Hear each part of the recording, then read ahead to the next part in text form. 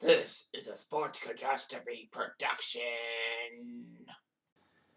Hey there, Heather, ho there. It's Jeff Cudadami welcoming you to another sports catastrophe birthday boy. And this birthday boy is famously a gaffe by one Bill Clinton. When the Red Wings won the Stanley Cup and were at the White House, he was called Steve Yzerman. I thought his name was Yzerman, but no, it's Yzerman. And he is now 56 years old. He's an executive. He played his entire NHL career with the Red Wings and is part of the Hockey Hall of Fame. He was in the front office of the Red Wings before being snatched to be GM of the Tampa Bay Lightning, and now he's the GM of the Red Wings. Prior to the 86 season, at age 21, he was named captain of the Red Wings and was the youngest captain in NHL history for a while. So anyway, he would serve as captain for 2 decades, retiring as the longest-serving captain of any team in Major League sports history. Although basketball and baseball don't really talk about the captaincy as much as hockey is. And football's got some offensive captains and all that. So anyway, he was the most popular athlete in Detroit sports history. Stevie Y led the Wings to 3 Stanley Cups, 97, 98, and 2K2. He would win many awards, including the Conn Smythe in 98, the Selke in 2000, and the Masterton in 2003. Yzerman retired in 2006. His career high was 155 points, which was pretty good in 89. However, that was the same year as Gretzky and Lemieux putting up massive points. Yzerman has never retired. Obviously, why would he? So yeah, he was with the Red Wings organization for a while, and then he was GM of Tampa from 2010 to 2018 before being released. And then Yzerman was named GM of the Wings April 2019, where he is now. So Yzerman was good and all that. Funny story about the Red Wings in the 83 NHL draft. The Red Wings had their eyes set on Pat LaFontaine, who actually was a Detroit boy and played his junior hockey in the area. However, the Islanders snatched LaFontaine up 3rd overall. I don't know how the Islanders did it. I think there was some kind of trade because there was no way that the defending Stanley Cup champs could have been that high up in the draft. There must have been a trade or something. Although I'm not getting any vibes. So yeah, the 83 draft started with one of the biggest, well, 2 of the biggest busts of all time. Minnesota had the first pick and took Brian Lawton, who basically wasn't really much. And Hartford took Sylvain Turgeon, Pierre's brother. So yeah, so that was back-to-back busts. And then the others struck gold, and Detroit did too. But so did Buffalo, New Jersey, and Toronto with the 5, 6, 7 picks. Buffalo took Tom Barrasso, Devils took John McClain, and Toronto took Russ Cardinal. People forget that he was a Leaf for a while, and then was traded in 88 to Montreal for John Kordic. Cam Neely was picked 9th overall, by the way. Winnipeg got a chance to get Cam Neely, but they didn't. They took McBain, Andrew McBain, that is. Cam Neely would be picked by Vancouver, and I know you may think about that, but I said something about Cam Neely's career. I think he was either a birthday boy or I talked about him in my Off Samuelson cheap shot video from May 9th, May 3rd. But anyway, regardless, Yzerman almost went back to the OHL with Peterborough, but basically training camp helped him out. He would finish 2nd in Calder Trophy to Tom Barrasso, if memory serves me right. He did pretty good. He was actually the first 18-year-old to play in an All-Star game since the current format in 1959. That was actually a record at 18 years old, 267 days. It was an NHL record for 27 years before Jeff Skinner. Okay. Anyway, Yzerman was not captain when he was a rookie. That's a common mistake. But anyway, Danny Gare left the Red Wings in 86. So Jacques Demers decided to say Yzerman's the captain.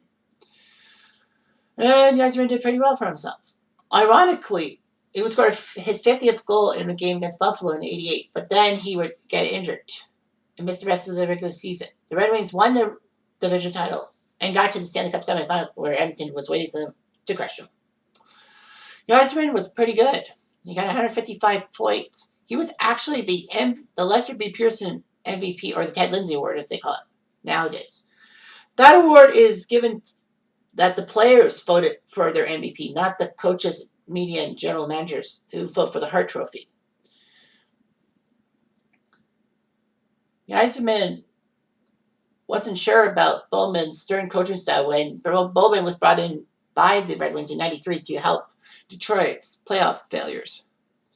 All that. Yzerman could not be good on defense and all that, and Bowman expected his forwards to be good backcheckers as well. There were rumors Yzerman was going to be traded to Ottawa, but Yzerman became a better defender and became a better two-way guy.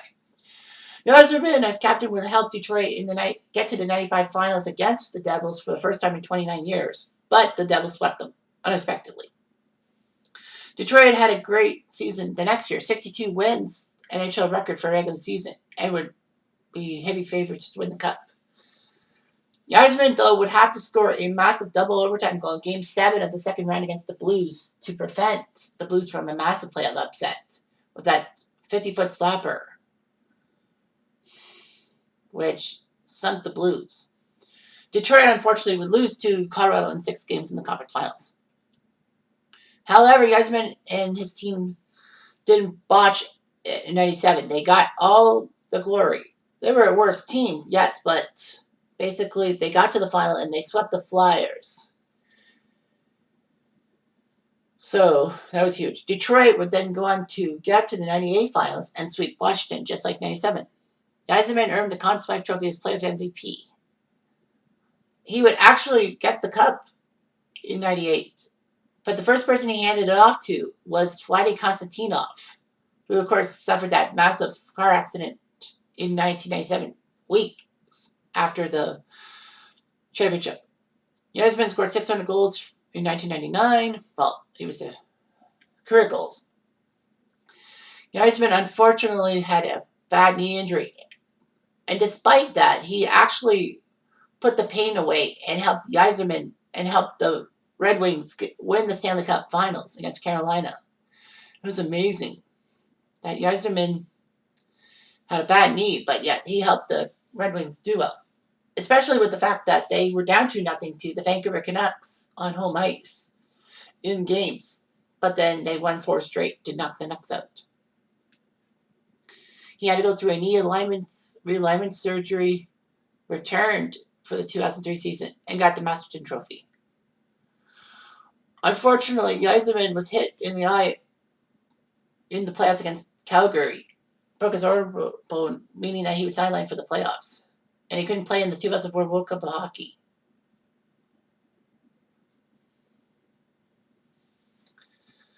Yzerman would wear a visor for the first time in the 2006 season. So anyway, after the Red Wings got KO'd by the Oilers in their Cinderella run in 2006, he decided to retire. He holds the NHL record for longest serving captain of a single team, 19 seasons and 1,300 plus games.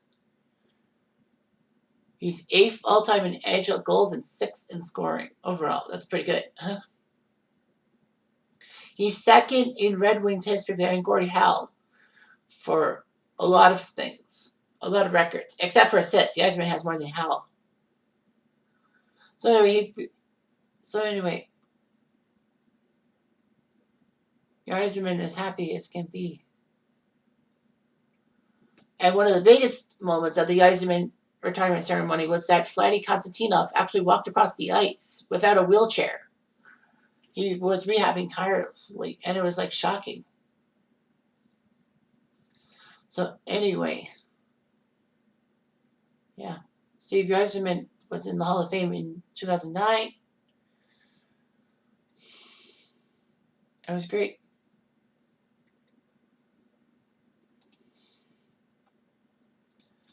There were rumors he was going to be the GM of the Red Wings before Ken Holland's contract extension, so he decided to go to Tampa. He made some big moves. He re-signed Martin St. Louis. He signed Pavel Kubina back to Tampa, and he got Simon Gagne in a trade that didn't see much leave Tampa. And he picked up Dwayne Rollison in net, which actually was good because Tampa somehow pulled rabbits out of their hats. Tampa would get to the 2015 Stanley Cup Finals on the wings of Yzerman's GM work, but the Blackhawks took him out. But he won the GM of the Year award. That's good. In 2018, they got to the Eastern Finals, but lost to Washington. But Yzerman resigned as GM. But Detroit said, you know what, let's give him a chance. So he decided to be GM when Ken Holland was promoted to a senior VP role. Yzerman has played a lot of greatness with internationally for Canada and all that. He was the executive director. Basically, he was the man who was bringing the roster up to for the 2010 Olympics in Vancouver. And thankfully, he got a gold medal. And also the executive director in 2012. All that. Despite 2 straight gold medals, Yzerman said he was not going to be executive director of Canada for the 2018 Winter Games. And of course, it shattered. Well, not just because Canada couldn't bring any NHL players to the Olympics. Thanks a lot, Batman. But Canada lost in the semis to Germany. Yikes.